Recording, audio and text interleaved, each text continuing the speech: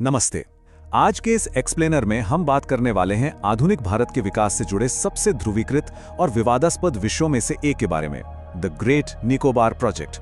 देखिए, एक तरफ इसे एक भयानक पर्यावरणीय आपदा बताया जा रहा है, तो दूसरी तरफ इसे हमारी नेशनल सिक्योरिटी के लिए एक परम आवश्यकता माना जा रहा है। चलिए सीधा इस जटिल मुद्दे की गहराई में चलते हैं और इसके हर पहलू को डिकोड करते हैं। तो आज के इस एक्सप्लेनर को हम 5 मुख्य हिस्सों में समझेंगे। पहला, इस मेगा प्रोजेक्ट की बारीकियों को जानेंगे। दूसरा, इससे जुड़ी गंभीर पारिस्थितिक चिंताओं का विश्लेषण करेंगे। तीसरा, इसके भू राजनीतिक तर्कों को देखेंगे। चौथा, मलक्का स्ट्रेट के तीखे विवाद पर बात करेंगे। और अंत में संप्रभुता बनाम अस्तित्व की इस गहरी दुविधा को बिल्कुल तटस्थ होकर परखेंगे। Part 1, the mega project explained. चलिए सबसे पहले ये समझते हैं कि आखिर भारत के सबसे दक्षिणी द्वीप पर योजना क्या बनाई जा रही है। 81,000 करोड़ रुपए? जी हां, आपने बिल्कुल सही सुना। ग्रेट निकोबार क्षेत्र में प्रस्तावित इस अभूतपूर्व इंफ्रास्ट्रक्चर प्रोजेक्ट की ये अनुमानित लागत है। ये कोई छोटा मोटा प्रोजेक्ट नहीं है, बल्कि देश के इतिहास के सबसे बड़े इंफ्रास्ट्रक्चर निवेशों में से एक होने वाला है। अब शायद आपके मन में ये सवाल आए कि इतना भारी भरकम बजट आखिर खर्च किन चीजों पर होगा। देखिए, इसके 4 मुख्य पिलर्स हैं और ये सिर्फ एक मिलिट्री बेस नहीं है। इसमें एक international container transshipment terminal, civilian और मिलिट्री यूज के लिए एक डुअल यूज एयरपोर्ट, 450 MVA का एक विशाल पावर प्लांट और एक बहुत बड़ी कमर्शियल टाउनशिप शामिल है। मतलब ये पूरा का पूरा एक कमर्शियल और लॉजिस्टिकल हब बनने जा रहा है। और इस मेगा प्रोजेक्ट का जो पहलू सबसे ज्यादा प्रभावशाली है, वो है इसका डेमोग्राफिक शिफ्ट। इस प्रोजेक्ट में 149 स्क्वायर किलोमीटर की एक इंटीग्रेटेड टाउनशिप बनाने का प्रपोजल है, जिसमें संभावित रूप से 3.5 लाख से 6.5 लाख लोगों को बसाया जाएगा। अब जरा सोचिए, एक ऐसा आइलैंड जो अभी लगभग पूरी तरह से अनटच्ड और प्राकृतिक है, वहां इतनी बड़ी नई आबादी को शिफ्ट करने की तैयारी है। Part 2, the ecological catastrophe. अब आते हैं उन आलोचकों के स्पष्ट तर्कों पर जो इस प्रोजेक्ट को एक भयंकर पर्यावरणीय विनाश मान रहे हैं। 1 करोड़। इंडिपेंडेंट रिसर्चर्स का यह अनुमान सच में चौंकाने वाला है। आलोचकों का कहना है कि इस मेगा प्रोजेक्ट के निर्माण के लिए लगभग 1 करोड़ पेड़ों को काटा जा सकता है। यह सिर्फ एक नंबर नहीं है, यह लिटरली एक पूरे जंगल के सफाई की ओर इशारा करता है। और बात सिर्फ पेड़ों की गिनती की नहीं है, ये 100 साल पुराने अछूते उष्णकटिबंधीय वन है, यानी ट्रॉपिकल फॉरेस्ट्स। ये जंगल प्राकृतिक एयर कंडीशनर की तरह काम करते हैं और इस पूरे इलाके की बारिश को कंट्रोल करते हैं। आलोचकों के मुताबिक इन्हें नष्ट करने से माइक्रो क्लाइमेट पर भारी असर पड़ेगा, लोकल टेम्परेचर अचानक बढ़ेगा और गंभीर हीट वेव्स भी आ सकती हैं। जंगलों से आगे बढ़ें तो एक और बेहद संवेदनशील और मानवीय मुद्दा सामने आता है, 29। ये कोई रैंडम नंबर नहीं है। 2011 के सेंसस के अनुसार ये ग्रेट निकोबार में बिल्कुल अलग थलग रहने वाली स्वदेशी शोम्पेन जनजाति की आधिकारिक आबादी का आंकड़ा है। ये ट्राइब बाहरी दुनिया से लगभग पूरी तरह से कटी हुई है और बेहद नाजुक स्थिति में है। और इसीलिए ये चेतावनी इतनी डराने वाली है। 13 अंतर्राष्ट्रीय नरसंहार विशेषज्ञों ने इस प्रोजेक्ट को शोम्पेन जनजाति के लिए एक डेथ सेंटेंस यानी मौत की सजा करार दिया है। उनका साफ तर्क है कि जब लाखों नए लोग इस द्वीप पर आएंगे तो वो अपने साथ ऐसी बाहरी बीमारियां लाएंगे जिनसे लड़ने के लिए इस अनटच जनजाति का इम्यून सिस्टम बिल्कुल भी तैयार नहीं है। वाइल्ड लाइफ कैजुअलिटीज की बात करें तो स्थिति और भी सीरियस है। आलोचकों के अनुसार इस प्रोजेक्ट से गैलाथिया बे में डायनासोर के समय से मौजूद एंडेंजर्ड लेदरबैक टर्टल्स की 90% नेस्टिंग साइट्स हमेशा के लिए खत्म हो जाएंगी।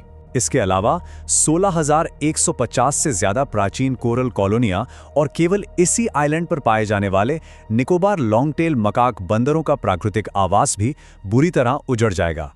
Part 3, the geopolitical justification. अब हम रुक करते हैं उन गंभीर राष्ट्रीय सुरक्षा चिंताओं का जिनका हवाला देकर इस प्रोजेक्ट के समर्थक इसकी पुरजोर वकालत कर रहे हैं। इस रणनीतिक दृष्टिकोण को समझने के लिए हमें स्ट्रिंग ऑफ पर्ल्स थ्योरी को समझना होगा। समर्थकों का कड़ा तर्क है कि चीन हिंद महासागर में जिबूती, ग्वादर, हम्बनटोटा और कोको आइलैंड्स जैसे पोर्ट्स डेवलप करके भारत को चारों तरफ से घेरने की कोशिश कर रहा है। तो चीन की इस विशाल नौसेना और उसके जासूसी जहाज़ों का मुकाबला करने के लिए ग्रेट निकोबार में एक मजबूत बेस होना भारत के अस्तित्व के लिए बिल्कुल क्रिटिकल माना जा रहा है। इसके अलावा ये 75% का आंकड़ा हमारी इकोनॉमिक सिक्योरिटी की पोल खोलता है। समर्थकों का कहना है कि आज भी हमारा 75% ट्रांसशिपमेंट कार्गो कोलंबो या सिंगापुर जैसे विदेशी पोर्ट्स पर डिपेंडेंट है। पता है इसका नतीजा क्या होता है? भारतीय व्यापारियों को हर साल 100 करोड़ रुपए का एक्स्ट्रा खर्च उठाना पड़ता है। तो ये प्रोजेक्ट हमारी सप्लाई चेन को आत्मनिर्भर बनाने का एक बहुत बड़ा कदम है। समर्थक एक बहुत ही चिलिंग हिस्टोरिकल एग्जाम्पल भी देते हैं, डियागो गार्सिया का। 1965 से 1973 के बीच अमेरिका और ब्रिटेन ने अपना मिलिट्री बेस बनाने के लिए वहां के 500 मूल निवासियों को कैसे बेदखल कर दिया था। समर्थक इसी बात पर जोर देते हैं कि अपनी समुद्री सुरक्षा के लिए विदेशी ताकतों पर निर्भर रहना बहुत खतरनाक हो सकता है, क्योंकि क्राइसिस के समय कोई बाहरी ताकत काम नहीं आती, अपनी संप्रभुता खुद सुनिश्चित करनी पड़ती है। Part 4, the Malacca strait debate. ये इस पूरे विवाद का सबसे तीखा भौगोलिक तर्क और रणनीतिक महत्व का सेंटर पॉइंट है। इसे मलक्का डिलेमा कहा जाता है। मजेदार बात यह है कि ये टर्म खुद चीनी लीडरशिप ने 2003 में कॉइन किया था। दरअसल बात यह है कि चीन का लगभग 80% इंपोर्टेड तेल इसी मलक्का स्ट्रेट से होकर गुजरता है। ये चीन की सबसे बड़ी स्ट्रेटेजिक वल्नरेबिलिटी है और समर्थकों का मानना है कि ग्रेट निकोबार में अपनी प्रेजेंस बढ़ाकर भारत इस चोक पॉइंट पर एक बहुत ही मजबूत नजर रख सकता है। लेकिन ठीक इसी पॉइंट पर दोनों पक्ष आमने सामने आ जाते हैं। आलोचकों का स्पष्ट कहना है कि ग्रेट निकोबार असल चोक पॉइंट, जो कि सिंगापुर के पास है, उससे 200 से 300 किलोमीटर दूर है।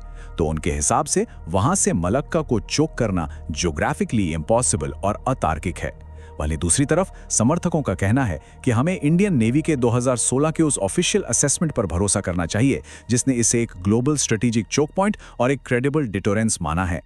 आलोचक इस भू राजनीतिक तर्क को ये कहकर खारिज करते हैं कि चीन को भी इस मलक्का दुविधा का अच्छे से पता है और उसने पिछले 20 सालों में इसके ढेरों ऑल्टरनेटिव रास्ते बना लिए हैं, चाहे वो म्यांमार की पाइपलाइंस हो, ग्वादर पोर्ट से होता हुआ चाइना पाकिस्तान इकोनॉमिक कॉरिडोर हो, सेंट्रल एशिया की सप्लाई लाइंस हो या फिर Arctic polar silk road.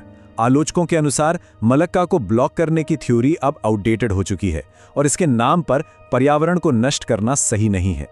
Part 5, sovereignty versus survival. इन सभी कॉम्प्लेक्स फैक्ट्स को देखने के बाद हम इस एक्सप्लेनर के सबसे दार्शनिक और मुश्किल पड़ाव पर आ गए हैं। ये एक अल्टीमेट ट्रेड ऑफ है। देखिए, एक तरफ ऐसा लगता है कि हर जियोपॉलिटिकल और इकोनॉमिक गेन के लिए एक भारी इकोलॉजिकल कॉस्ट चुकानी ही पड़ती है, और वहीं दूसरी ओर पर्यावरण को पूरी तरह से अछूता छोड़ने का मतलब है देश की एक बड़ी रणनीतिक कमजोरी को खुला छोड़ देना। हम इस वक्त एक बहुत ही हाई स्टेक बैलेंसिंग एक्ट देख रहे हैं। एक तरफ अनमोल प्राकृतिक धरोहर का संरक्षण है, तो दूसरी तरफ अपनी संप्रभु सीमाओं की मजबूत रक्षा का सवाल। तो जाते जाते एक सवाल जिसका शायद कोई आसान जवाब नहीं है। एक विकासशील राष्ट्र एक ऐसे इररिप्लेसेबल इकोसिस्टम को बचाने और शत्रु महाशक्तियों से अपनी समुद्री सीमाओं को सुरक्षित करने के बीच चुनाव आखिर कैसे करता है? क्या एक राष्ट्र की सुरक्षा सुनिश्चित करने के लिए एक पूरे बायोस्फीयर के अस्तित्व को दांव पर लगाना उचित है? इस विचार के साथ हम आज का ये एक्सप्लेनर यहीं खत्म करते हैं। सोचिएगा जरूर।